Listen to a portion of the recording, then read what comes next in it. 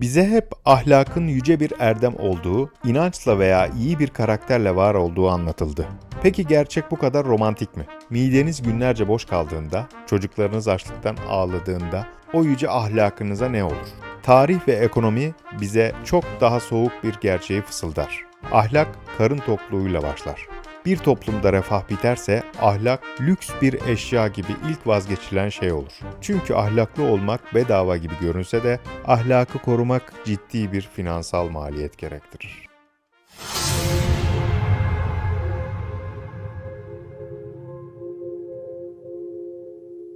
İnsanoğlu tokken felsefe yapar.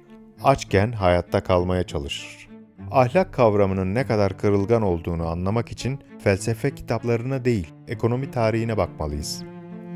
Dinin ve ahlakın toplumları demir yumrukla yönettiği Orta Çağ'a gidelim. Tarih 1315. Avrupa büyük kıtlık ile yüzleştiğinde, kıtanın her köşesi devasa kiliselerle, manastırlarla ve mutlak bir tanrı korkusuyla doluydu.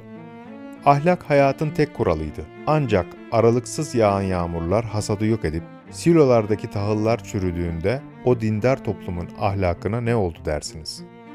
Tarihsel kayıtlar kan dondurucudur. Tanrı'dan ve cehennemden ölümüne korkan o ahlaklı kitleler, boğazlarından bir lokma geçebilmesi için hırsızlık ve cinayet oranlarını tarihte görülmemiş seviyelere çıkardılar. Hatta kendi çocuklarını besleyemedikleri için ormanların derinliklerine terk etmeye başladılar. Bugün sevimli bir çocuk masalı olarak dinlediğiniz Hansel ve Gretel'in karanlık kökeni, işte bu ekonomik çöküşte kendi çocuklarını ormana ölüme terk eden o ahlaklı toplumun gerçek hikayesidir. Cehennem korkusu bile midenin açlığını yenememişti. Aynı kural yüzyıllar sonra modern dünyada da değişmedi. Tarih 1923. Weimar Cumhuriyeti, yani Almanya. Tarihin gördüğü en büyük hiperenflasyon krizlerinden biri yaşanıyor. Bir somun ekmeğin fiyatı milyonlarca marka çıkmış. İnsanlar ısınmak için sobalarında odun yerine değersizleşen banknotları yakıyor. Peki o dönemde Almanya'da ne oldu? Sadece ekonomi çökmedi. Tüm bir toplumun ahlaki çimentosu saniyeler içerisinde buharlaştı. Dünün saygın doktorları, avukatları, inançlı ve dindar vatandaşları ailelerini doyurabilmek için hırsızlık yapmaya, yiyecek depolarını yağmalamaya başladı. Ahlak, erdem, dürüstlük. Tüm bu kavramlar boş bir midenin asiti karşısında eriyip gitti. Alman yazar Bertolt Brecht bu acı gerçeği o dönemde tek bir cümleyle özetlemişti. Önce ekmek gelir, sonra ahlak. Realist bir zihinle şu tabloya bakmalıyız. İnsanların iyi veya dürüst kalabilmesi için sadece ilahi kurallara veya kanunlara ihtiyaçları yoktur. Temel bir ekonomik güvenceye ihtiyaçları vardır.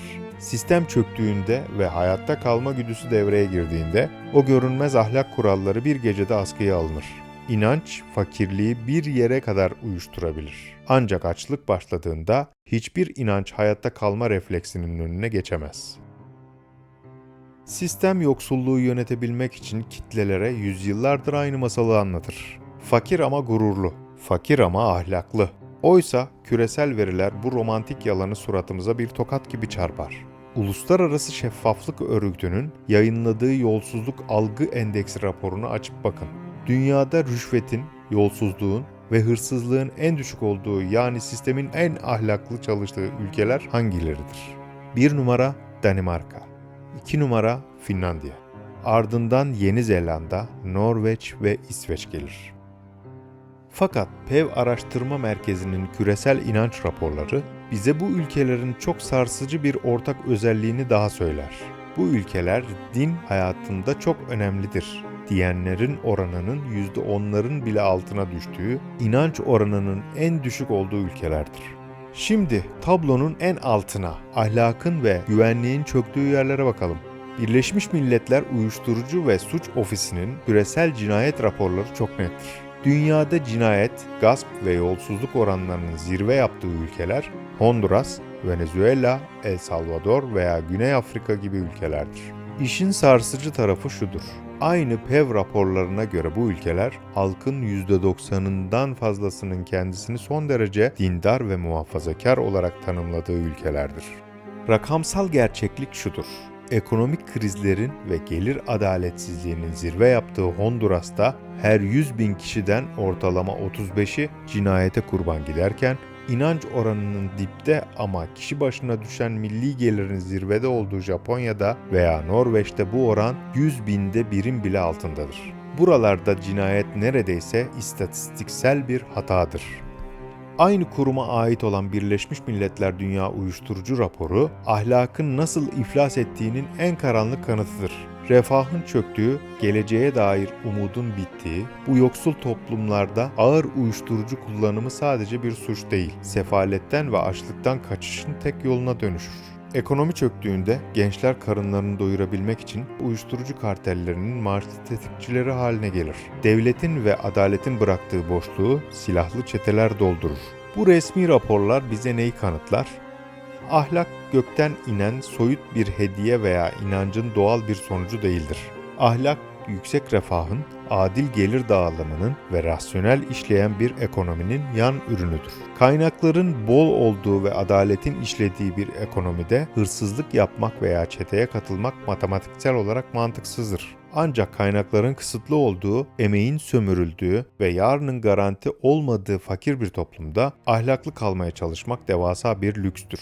Sistemin yöneticileri adaleti ve refahı sağlayamadıkları yerde kitleleri dizginlemek ve birbirlerini yemelerini engellemek için inanç ve ahlak dogmalarını birer polis copu, birer uyuşturucu gibi kullanırlar. Ahlakın parayla olan bu kanlı bağını anladığımızda karşımıza bu sistemi inşa eden o muazzam mekanizma çıkar. Eğitim sistemi. Çoğu insan okulların aydınlanma, bilim ve özgür düşünce için kurulduğuna inanır. Realist masasında bu illüzyonu da parçalamak zorundayız. Bugünkü modern eğitim sisteminin temelleri 18. ve 19. yüzyılda Prusya'da yani Almanya'da atıldı. Daha sonra John Rockefeller gibi Amerikalı sanayi devleri tarafından finanse edilerek tüm dünyaya ihraç edildi.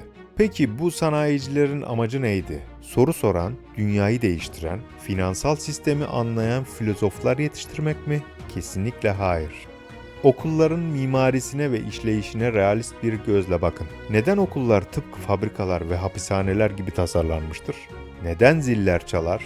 Neden belirli saatlerde oturup kalkmak zorundasınız? Neden otoriteye sorgusuz sualsiz itaat etmeniz istenir? Neden hata yaptığınızda cezalandırılırsınız? Çünkü o dönemde patlayan sanayi devriminin fabrikaları için. Zamanında işe gelecek, zil çaldığında mola verecek, tekrara dayalı sıkıcı işleri yaparken sıkılmayacak, amirine itaat edecek ve en önemlisi maaşını sorgulamayacak milyonlarca itaatkar çalışana ihtiyaç vardı. Eğitim sistemi zihinleri özgürleştirmek için değil, kapitalizmin üretim bantlarına uyumlu, standartlaştırılmış, itaatkar organik motorlar üretmek için tasarlandı. Bu eğitim sistemi size coğrafyayı, tarihi, integrali veya ezberlenmiş ahlak kurallarını öğretir. Size nasıl iyi bir çalışan olacağınızı, bir şirketin basamaklarını nasıl tırmanacağınızı kusursuzca dikte eder. Peki size asla neyi öğretmez? Para nasıl üretilir? Enflasyon sizin satın alma gücünüzü ve zamanınızı nasıl çalar? Kredi sistemi ve borçlanma mekanizması kitleleri nasıl modern birer köle haline getirir? Sermaye nasıl birikir? Ve vergi sistemi kimleri korur? Sistem bunları size öğretmez. Çünkü sistemin devamlılığı için sizin finansal olarak cahil kalmanız hayati bir mecburiyettir. Eğer kitleler paranın doğasını ve makroekonomiyi anlarsa, o sabah kimse asgari ücretle o fabrikaya, o plazaya gidip hayatının en verimli saatlerini sisteme satmaz. Size okullarda ve kürsülerde paranın tüm kötülüklerin anası olduğu, kanaat etmenin erdem olduğu aşılanırken, arka planda o sistemi kuran elitler devasa servetlerini büyütmeye, bankalar kredi faizleriyle geleceğinizi ipotek altına almaya devam eder. Erdem, kanaat ve şükür her zaman alt sınıflara pazarlanan ancak üst sınıfların asla kullanmadığı bir kontrol mekanizmasıdır. Ahlak, eğitim ve din. Eğer bu üç kavramın arka planda ekonomiyi ve kitleleri yönetmek için nasıl kusursuz birer enstrümana dönüştürüldüğünü göremezseniz, hayatınız boyunca başkalarının yazdığı bir senaryoda sadece bir figüran olursunuz. Ahlakınızı korumak istiyorsanız önce kimseden emir almayacak o finansal gücü inşa etmek zorundasınız. Özgür düşünmek istiyorsanız sistemin size fabrikasyon olarak yüklediği o itaatkar eğitim yazılımını zihninizden silmek zorundasınız. Yeni dünyada cehalet bir tercih değil, doğrudan bir infaz kararıdır.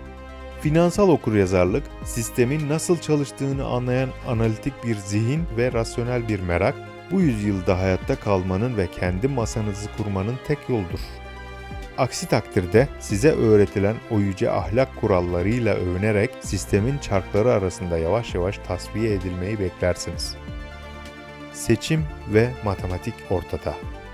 Burası realist. Şüphe edin, merak edin ve lütfen kendi araştırmanızı yapın. Tekrar görüşmek üzere.